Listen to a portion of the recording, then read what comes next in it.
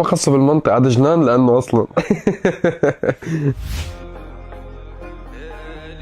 في موقفين صراحة صاروا معي. في موقف انه في بنت من المملكة العربية السعودية هيك فأحد الحفلات بمصر مؤخرا صارت هيك فرصة انه اقعد معها دردش معها شوي فكانت عم بتخبرني ما مدى اثر لما انا كنت اطلع لايف واقول لهم انه اجتهدوا درسوا تعلموا.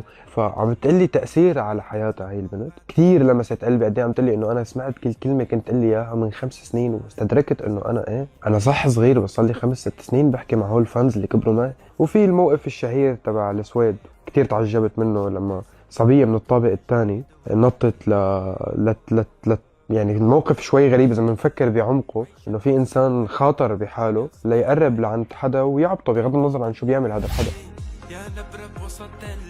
أنا بسمع المنطق. علاقتي بمحيطي جدا منطقية بالأخص بموضوع النصايح وكتير بعيد عن المشاعر.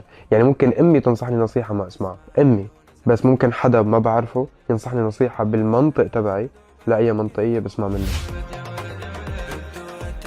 برجع بوقف على مسرح أنا عم باخد جوي أورد. والله هي اشاعات الارتباطات يعني لانه انا بشوفوني يعني علاقتي مع الفانز كتير قريبه فهيك اشاعات الارتباطات اللي صارت مع شي 12 شوي بتضحك.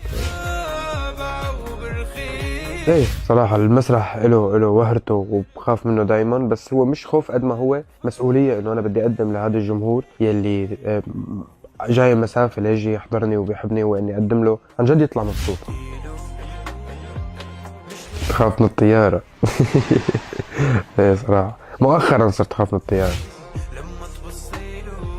كنت خاف بس صراحة المحيط الإيجابي اللي موجود حوالي علمني إنه الفشل هو جزء طبيعي من المكون البشري وحعيشه بعمر 23 أو على 30 حعيشه وهو محفز إنه أنا أرجع أقدم مادة أفضل. فأكيد رح تجي لحظة ونزل غنية وما تنجح وارد جدا ومايكل جاكسون صارت معه يعني مش أنا اللي حكون أحسن منه إيه أكيد حتصيروا. أنا جاهز لحتى أعوض وأدرس أسباب ليه ما نجحت وأقدم للناس اللي بيحبوا ينجح.